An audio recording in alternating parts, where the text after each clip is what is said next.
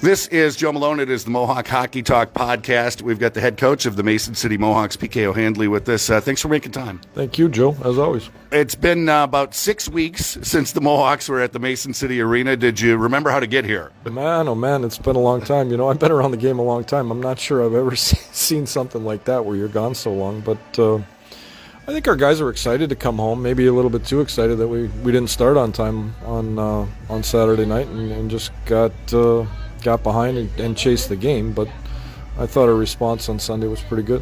Saturday night was all schools night, which was a great recognition of the 7 different high schools that make up the Mason City Mohawk program. The fans from the high schools coming out and cheering out was a good vibe.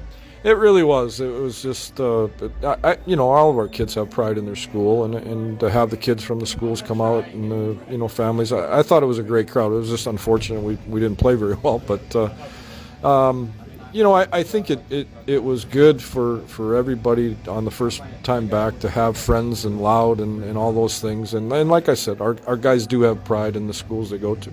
Saturday night's game for varsity, at one point in time, Mohawks were down 6-1. You could have very easily went, well, let's just run the clock at this point in time. But the boys didn't give up, managing to come back. I think 8-3 was the final, but they found some fight in that third period. Yeah, we did push. I thought, it's tough when you chase a team like that. We had to chase the game all game long, but I didn't mind the way we didn't quit, and certainly on Saturday it showed that we didn't quit, and we kind of picked up where we left off.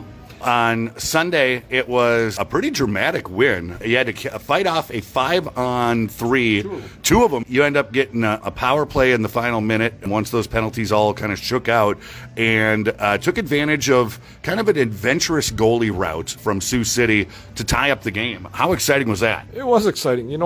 I thought our guys throughout the game, even though we were down, I don't think they felt like they were down, and our penalty killing was sharp. It really was sharp. So, it was an interesting game. It was an interesting finish. It was an exciting finish. But I thought, they're a good team. There's no question. But I thought the right team won on Saturday, and that was us. And then how do you keep the shooters? How do you keep your goalies? Zane Redfern was in goal for the shootout. Focused, calm. I mean, what are the right words that you say to somebody getting ready for that? Well, I mean, these kids have gone through it. I thought Zane was exceptional today. I'm happy for him. He played extremely well.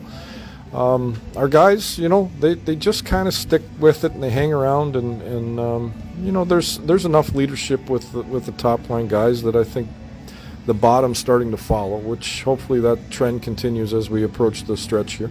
Well, and then for the JV side of things, 3-0 was the final here on Sunday. But it was a shootout win on Saturday to get the weekend started. We talked about the exciting finish for varsity, an exciting start for JV. What did you like what you saw out of those players? I thought the compete level was high. I really did. And we've been challenging that group to compete harder, compete for ice, compete in one-on-one battles, and compete as a team. And going back to Quad Cities, there was a step made. I thought the step was made again on Saturday. Sunday, maybe a little bit of a step back. But all in all, again, I think both clubs are trending in the right direction. We just got to keep pushing.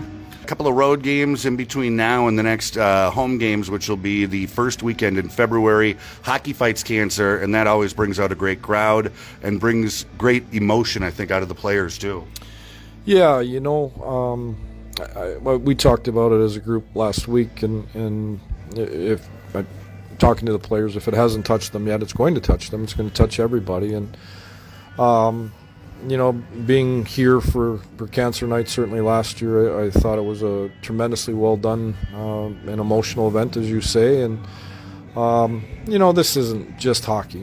That's one of the worst things in life, and we got to fix it. We got to cure it, and any dollar we can raise, any awareness you can raise, that's a responsibility. I think if you're an athlete, it doesn't matter if you're a high school athlete or pro athlete, and it's great we do it, and I hope we do it bigger and better this year than we did a year ago. First Saturday in February, 6:30 for JV, 8:30 for varsity.